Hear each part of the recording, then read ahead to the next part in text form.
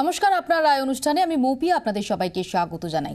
2011 সেপ্টেম্বরে প্রধানমন্ত্রী মনমোহন সিং যখন বাংলাদেশ সফরে যান, ঠিক সেখানে যাওয়ার মুহূর্তে মমতা বন্দ্যোপাধ্যায় সদ্য তিনি মুখ্যমন্ত্রীর পদে এসেছিলেন এই রাজ্যে, তার আপত্তিতে সেই বাংলাদেশ সফরের প্রাক্কালে তিস্তা জলবন্টন চুক্তি থেকে পিছিয়ে আসতে হয় প্রধানমন্ত্রী মনমোহন সিংকে। আমরা দেখেছি বাংলাদেশ জুড়ে তার প্রতিক্রিয়া, কিন্তু অনড় থাকে তৃণমূল কংগ্রেস, সেই সময় কেন্দ্রের অন্যতম প্রধান জোট শরিক। এরপর তিস্তা দিয়ে অনেক জল বয়ে গেছে, অনেক জল্পনা কল্পনা চলেছে। অতি সম্প্রতি যখন রাষ্ট্রপতি প্রণব মুখোপাধ্যায় বাংলাদেশ সফরে গেলেন এবং মমতা বন্দ্যোপাধ্যায় তাকে মুকুল রায়কে পাঠাতে সম্মত হলেন, তখন থেকেই একটা প্রশ্ন উঠে আসছিল যে তাহলে কি বরফ গলার ইঙ্গিত পাওয়া যাচ্ছে। এই জল্পনাটা আরও জোর পায় যখন রাষ্ট্রপতি প্রণব মুখোপাধ্যায় বাংলাদেশে গিয়ে নির্দিষ্ট আশ্বাস দিয়ে আসেন তিস্তা জলবন্টন চুক্তি নিয়ে। এই জল্পনা কল্পনায় জল ঢেলে মুখ্যমন্ত্রী মমতা বন্দ্যোপাধ্যায় তার ঘনিষ্ঠ মহলে ক্ষোভ প্রকাশ করেছেন। তার অভিযোগ, তিস্তা জলবন্টন চুক্তি নিয়ে তাদের সঙ্গে কোনো রকম আলোচনা ব্যতি রেখে, অর্থাৎ রাজ্যকে উপেক্ষা করেই এই আশ্বাস দিয়ে আসা হয়েছে। প্রশ্ন উঠছে যে তিস্তা জলবন্টন চুক্তির কতটা তাৎপর্যপূর্ণ, কতটা গুরুত্বপূর্ণ ভারত এবং বাংলাদেশের দ্বিপাক্ষিক সম্পর্কের ক্ষেত্রে, এই উপমহাদেশের যে সম্পর্ক তার ক্ষেত্রে। কেন তৃণমূল কংগ্রেসের তরফ থেকে, বলা যায় রাজ্য সরকারের তরফ থেকে এই সম্পর্কে আপত্তি, কেন্দ্রের তরফে বা তাগিদটা কোথায়? সত্যি কি তিস্তা জলবন্টন চুক্তি স্বাক্ষরিত হলে উত্তরবঙ্গের একটা বড় অংশের মানুষ তারা বঞ্চিত হবেন, তাদের ওপর প্রভাব পড়তে পারে? এই সমস্ত নিয়ে আমরা আজকে আলোচনা করব আপনার রায় অনুষ্ঠানে। আমাদের আজকের আপনার রায় তিস্তার বৃত্তান্ত। আমাদের সঙ্গে স্টুডিওতে যারা উপস্থিত রয়েছেন তাদের সঙ্গে পরিচয় করিয়ে দিই। রয়েছেন বিশিষ্ট সাহিত্যিক দেবেশ রায়। দেবেশবাবু, আপনাকে স্বাগত জানাই।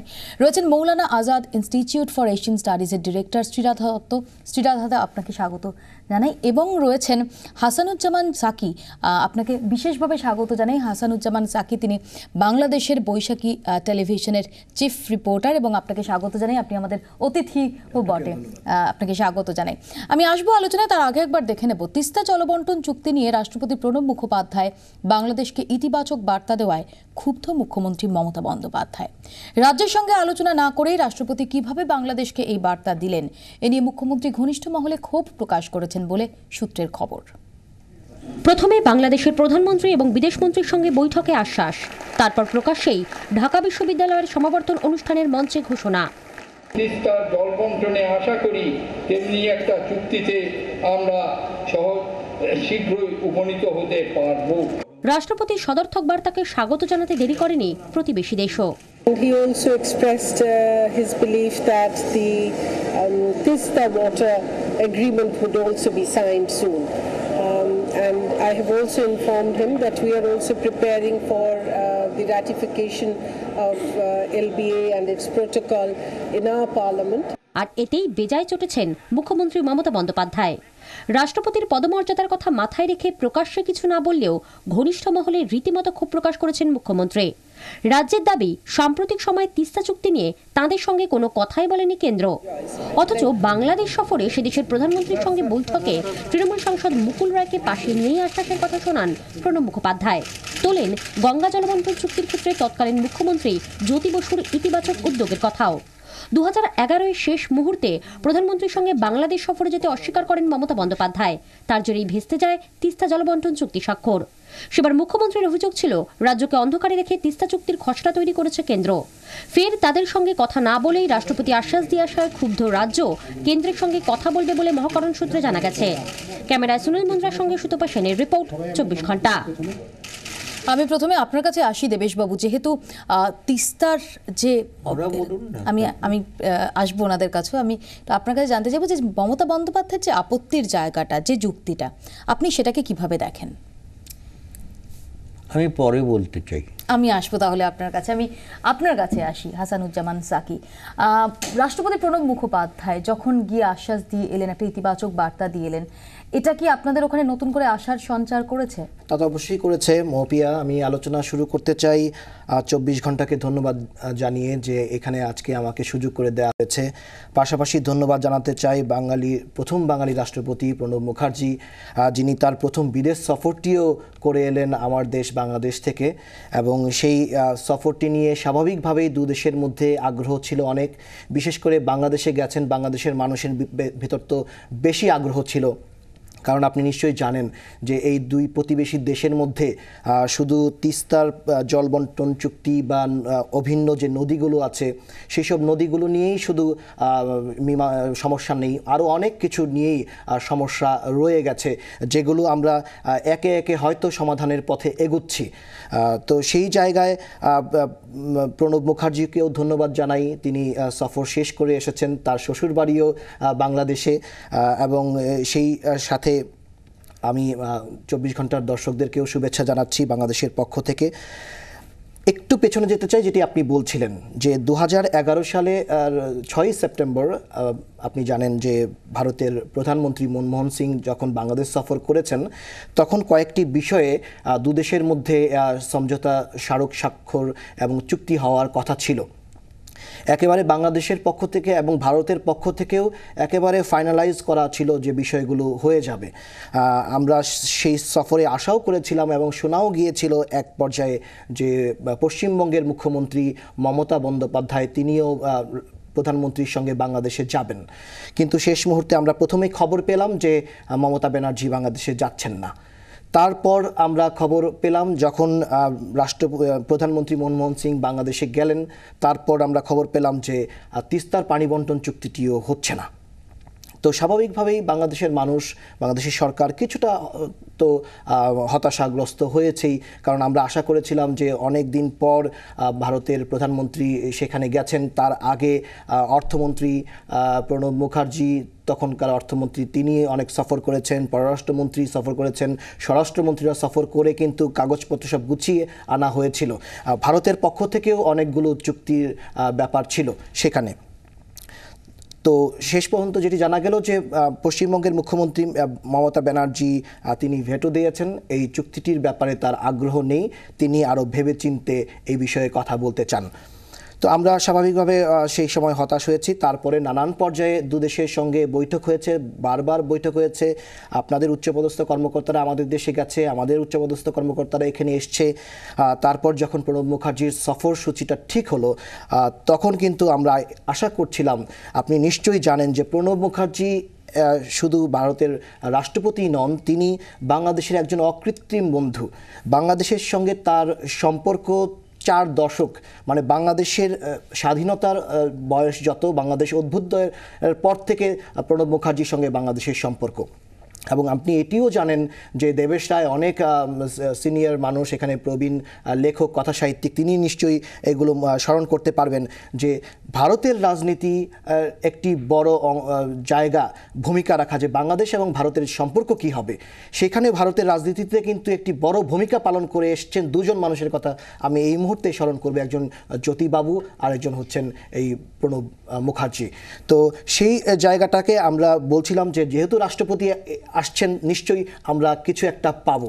তো স্বাভাবিকভাবেই তিনি আশাবাদের কথা বলে এসেছেন। এখানে আমার জিজ্ঞাসা হচ্ছে, আশাবাদের কথা তিনি বলে এসেছেন, কিন্তু রাজ্যের সম্মতি ব্যতিয়ে রেখে যে তিস্তা জলবন্টন চুক্তি হতে সম্ভব না, মুখ্যমন্ত্রী মমতা বন্দ্যোপাধ্যায় ঘনিষ্ঠ মহলে যেটা বলেছেন তার সঙ্গে কোনো আলোচনা হয়? হ্যাঁ, সেটি আমরা এখন গতকালকে একটি সংবাদ মাধ্যমে দেখলাম, আজকে পত্রপত্রিকা এবং টেলিভিশনে সেটি দেখছি। আমাদের দেশে যেটি নয় সেটি আপনাদের দেশে আছে, যে রাজ্যের কোনো সিদ্ধান্ত কেন্দ্রীয় সরকার নেয়ার আগে অবশ্যই রাজ্যের কনসার্ন নিতে হয়, না হলে এই সিদ্ধান্তটি পরিপূর্ণতা পায় না। সেই জায়গায় ভারত তার রাষ্ট্র ব্যবস্থায় তার একটি সিদ্ধান্তের ব্যাপারে ভারত কি করবে, রাজ্যের মুখ্যমন্ত্রীর সঙ্গে আলোচনা করবে কি করবে না। আমার প্রশ্ন যে তাহলে কি আজকে মমতা বন্দ্যোপাধ্যায়ের যে বক্তব্যটা এসেছে সামনে, যে তার সম্মতি নেই, তিনি আগেও 2011 সেপ্টেম্বরেও তার যা মত ছিল সেখান থেকে তিনি সরে আসেননি, এটা কি আবার একটু আশঙ্কার সঞ্চার করছে আপনাদের মধ্যে? অবশ্যই আশঙ্কার সঞ্চার হচ্ছে।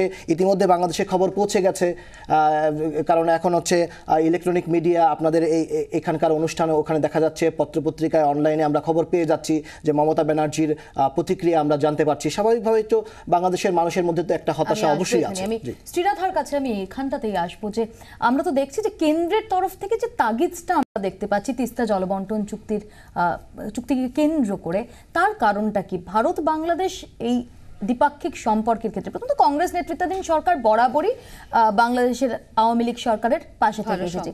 এখন যে এই সময়টা যদি আমরা ধরি, এই প্রেক্ষাপটটা যদি ধরি, সামনে বাংলাদেশের নির্বাচন, এই মুহূর্তে বাংলাদেশে একটা স্পষ্ট মেরুকরণ দেখা যাচ্ছে, যেখানে বিএনপি তাদের সঙ্গে জামাতের একটা সমঝোতার একটা ইঙ্গিত পাওয়া যাচ্ছে। এরকম একটা ক্রুশিয়াল সময়ে তিস্তা জলবন্টন চুক্তির যদি স্বাক্ষরিত হওয়া বা না হওয়া, সেটার কি একটা আলাদা তাৎপর্য বহন করে না? আলাদা মানে বলবো আমি সবচেয়ে ক্রিটিক্যাল তাৎপর্য কিন্তু সেটাতেই, মানে আমি যদি প্রায়োরিটির দিক থেকে দেখতে চাই, বাংলাদেশের থেকে যদি ওরা কি আমাদের থেকে সবচেয়ে বেশি আশা করে বা চায়, সেটা সবচেয়ে আগে জল ওদের কাছে। তো তিস্তার ব্যাপারটা ওই জন্য ওদের কাছে খুব মানে মাইনে রাখে। আর এইটা নিয়ে আমি জানি, মানে আমাদের, আপনি যেটা বললেন যে সেন্টারে কথা হচ্ছে, আই এম শিওর আমাদের এখানে চিফ মিনিস্টারও সেটা জানেন। এখানে কথাটা হচ্ছে অফকোর্স ওয়েস্ট বেঙ্গলে এই জলের ব্যাপারটা তো স্বাভাবিকভাবে, একটু যদি জোরে বলেন প্লিজ। ওয়েস্ট বেঙ্গলে ন্যাচারালি জলটার ব্যাপারটাতে ওনার চিফ মিনিস্টারের একটা তো রায়ের একটা ব্যাপার আছে, কিন্তু সেটা আগেন সেন্টার, আমার ধারণা সেন্টার খুব বেশিভাবে চেষ্টা করছে। কারণ জলটা যদি আসতে পারে, আপনি যেটা বলছেন ইলেকশন মুখে সামনে, তো সবাই একটা প্রশ্ন করে, আমরা যখন যারা বাংলাদেশে যাই বা আমাদের বন্ধুরা এখানে আসেন, যে বাংলাদেশ কি পেলো ইন্ডিয়ার থেকে সবচেয়ে আগে, অন্য জিনিসগুলো ওরা ভুলে যাচ্ছে। এলবি এর কথা এক্ষুনি ওনাদের ফরেন মিনিস্টার উল্লেখ করলেন, কিন্তু সেই জিনিসগুলো ওদের কাছে পেলস ইন সিগনিফিকেন্স যখন আমরা জলের ব্যাপারটা দেখি। ওরা সবচেয়ে আগে চায় জলের জিনিসটা। আর যেই কারণে আমাদের সময় দেখেছি, গ্যাঞ্জিজের সময় আমাদের তখন ওয়েস্ট বেঙ্গল চিফ মিনিস্টার জিনিসটাকে খুব ন্যাশনাল পয়েন্ট অফ ভিউতে দেখেছে। এমন না যে তুমি দেশকে কোনো হানি করে জিনিসটা করবে, এখানেও সেরকমভাবে ইনফ্যাক্ট একটা কমিটি তো গঠন হয়েছিল, তার একটা রিপোর্টও দেওয়া হয়েছে আমি যতদূর জানি। তো আমার ধারণা কোথাও গিয়ে জিনিসটা নিশ্চয়ই একটা এগোবে। আর আমি চাই, মানে আমাদের মনে হয় যে সেন্টারে যেইভাবে ওরা করছে, যে জিনিসটা নিশ্চয়ই ঠিকভাবে স্টেপ বাই স্টেপই এগোনো হবে। কারণ একদম ব্ল্যাঙ্ক স্পেস থেকে তো কোনো এগ্রিমেন্ট করা যায় না। তো এখানে একটা কমন ডেটা সার্ভের একটা কথা হয়েছিল, কারণ আমি না হলে কি করে চুক্তিটা করব, আমার কাছে কতটা জল আছে না আছে সেটা না পরিমাপ না থাকলে তো আমি করতে পারবো না। তো আমার মনে হয় এটা মানে ক্রিটিক্যাল পয়েন্ট অফ ভিউ দেখে দেখতে গেলে এটা হচ্ছে আমার মনে হয় ফার্স্ট প্রায়োরিটি। আমি একটু আপনার কাছে জানতে চাইবো যে ওপরের যে দেশ, উজান দেশ আর ভাটি দেশ, নিচের দেশ, খুব স্বাভাবিকভাবেই উপরের যেখানে নদীর উৎস মুখ যেখান দিয়ে সে বয়ে আসছে, ভাটির যে দেশ তার পরবর্তীকালে আসে। কিন্তু এই জায়গায় কি কোনো নির্দিষ্ট এখনো অবধি আন্তর্জাতিকভাবে স্বীকৃত কোনো নিয়ম কি রয়েছে? নিয়ম নেই, কিন্তু এখন আমরা যেটা দেখছি, মানে ইন্টারন্যাশনাল কমিউনিটিতে আপার রাইপেরিয়ান আর লোয়ার রাইপেরিয়ান একটা রাইটসের একটা ব্যাপার এসে যায়। আমরা ইনফ্যাক্ট আমরা মানে বাংলাদেশের সঙ্গে আমাদের যেই একটা সিচুয়েশন, ভারতের সঙ্গে চায়না ঠিক তাই সিচুয়েশন। চায়না আমাদের কাছে আপার রাইপেরিয়ান আর আমাদের কাছে এটা। তো ওই জন্য আমরা খুবভাবে, আমার মনে হয় পুরো ভারতবাসী খুব sympathetic and understands the cause, যে কী ব্যাপার ওখানে, যে জলের একটা ব্যাপার আছে। আর এটা আমরা জানি অনেক সময় এটা কথাও আসে যে যদি স্ট্যাটিস্টিক থেকে দেখতে পারি বাংলাদেশে কিন্তু জল অ্যাজ সাচ কোয়ান্টাম হিসাবে বেশি, কিন্তু সেটা অফকোর্স ফ্লাডের জল, ওদের ম্যানেজমেন্টটা একটা ব্যাপার আছে। তো আর ওদের চাষবাসের সেই যে ওই যে আমাদের ওয়াটার ম্যানেজমেন্টটা, যেটা আমাদের হয়তো এই দেশে অনেকটা আমরা করতে পেরেছি, সেটা কোনো হয়তো অতটা হয়নি। সেই কারণে কোয়ান্টাম দিয়ে হিসেব করলে চলবে না। কিছু জায়গা ন্যাচারালি এখানে আমরা যেটা বলি ক্যাচমেন্ট এরিয়া, সেটা ইনফ্যাক্ট ওদের ক্যাচমেন্ট এরিয়াটা এই তিস্তার ব্যাপারে ওদের একটা বেশি আছে। তো সেই কারণে ওদের কাছে এটা খুবই ক্রিটিক্যাল হয়ে দাঁড়িয়েছে। আর আপার রাইপেরিয়ান লোয়ার রাইপেরিয়ান একটা রাইটসের একটা ব্যাপার আছে, সেটা একটা মানে ওরকমভাবে লিখিতভাবে কিছু হয়তো হয়নি, কিন্তু একটা সব দেশে ইন্টারন্যাশনাল কমিউনিটি দেখানোর যেটা আমরা দেখছি, সব দেশের মধ্যেই একটা সার্টেন একটা প্যারিটি রেখে জিনিসটাকে করছে। এমন হচ্ছে না যে আমার উৎসটা আমার বলেই আমি পুরোটা জল নিয়ে নেব। সেই আগে হয়তো সেটা ছিল, এখন কিন্তু সেই ট্রেন্ডটা একদম কমে গেছে। এখন পুরো জিনিসটা আমরা একটা মাল্টি ফ্লোরাতে দেখছি, বায়োল্যাটারাল ব্যাপার আর দেখছি না আমরা। হাইড্রোলজিক্যাল মাসলের ব্যাপারটাও কি আমরা আন্তর্জাতিকভাবে দেখতে পাচ্ছি না বিভিন্ন জায়গায়? ইনফ্যাক্ট আমরা এখন বলছি যে এটা আমরা রিভার বেসিন হিসাবে যদি দেখি জিনিসটাকে, আমরা ইনফ্যাক্ট তাহলে কমন যারা কমন মানে land in that common river point, ওটাকে যেইভাবে আমরা করতে পারি, it's not any more between just you and me. পুরো গ্রুপটা যেখান থেকে বেসিনটা তৈরি হচ্ছে সেখানে কিভাবে ফ্লো হচ্ছে, মানে সেই জিনিসগুলো এখন সিন্স আমাদের কাছে এখন এই সায়েন্টিফিক ডেটাগুলো অ্যাভেলেবল, আগে হয়তো ছিল না বলে আমরা সেইভাবে রাইটসগুলো নিজেদের অত বুঝতে পারিনি। বাট এখন যেইভাবে ট্রেন্ডটা এসছে, আমার মনে হয় অফকোর্স যতক্ষণ না বায়োল্যাটারাল জিনিসটা না একটা জায়গায় দাঁড়াচ্ছে, মাল্টিল্যাটারাল এটাতে আরও মুশকিল হয়, কিন্তু সেম টাইম আপার রাইপেরিয়ান বলে তার যে ফুল right over the water flow সেটা কিন্তু আর না। আমি এখানে আসবো, আমি দেবেশবাবুর কাছে আসি এবার। দেবেশবাবু, আপনি কি মনে করেন যে মমতা বন্দ্যোপাধ্যায়ের যে আপত্তির জায়গাটা, তিনি বলছেন উত্তরবঙ্গের সমাজ, কৃষি, অর্থনীতি এর উপর প্রভাব পড়বে, যেটার সঙ্গে তিনি কোনোভাবেই আপোষ করতে রাজি নন। আপনি কি মনে করেন যে জলবন্টন চুক্তি সেটা কি উত্তরবঙ্গের পক্ষে হানিকর হতে পারে? দেখুন, আমাকে আপনারা আজকে এই আলোচনাতে কেন ডেকেছেন সেটা আমি জানি না। অনুমান করতে পারি। অনুমানটা হচ্ছে যে তিস্তাকে কেন্দ্র করে যে জীবন তার এত ভালো গাথা, সেটা তো খুব কমই রয়েছে, সেই না, জন্য যা হোক, সে অনুমান করতে পারি যে দুটো মোটা উপন্যাস লিখেছি তিস্তার ওপর, কিছু গল্প লিখেছি।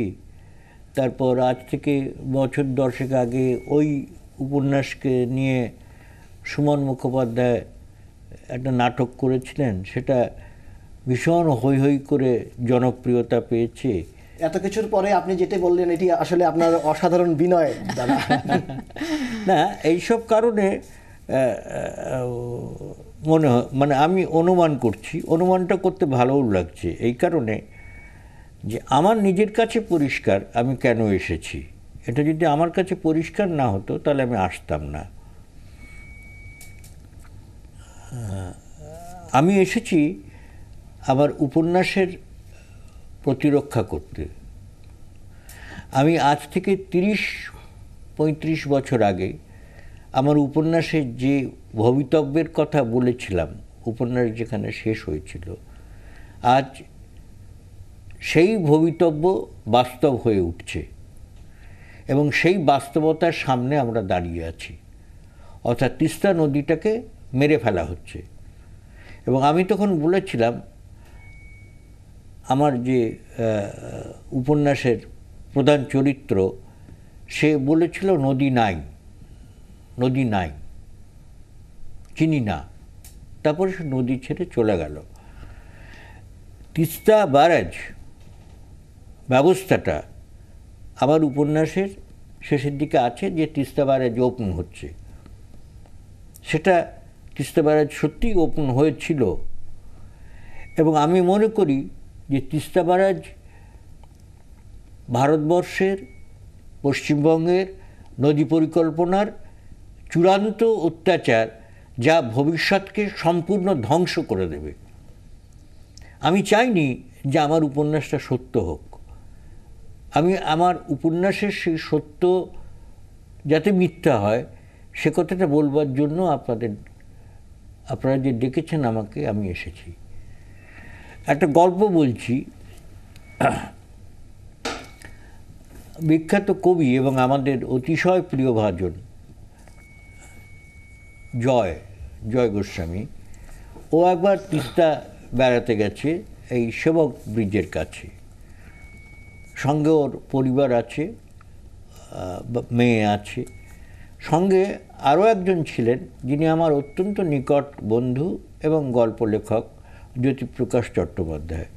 পরে আমি গল্প শুনেছি, তিস্তার ওই জায়গার দৃশ্য দেখে পাগল হয়ে যাবে না এরকম লোক খুব কম আছে।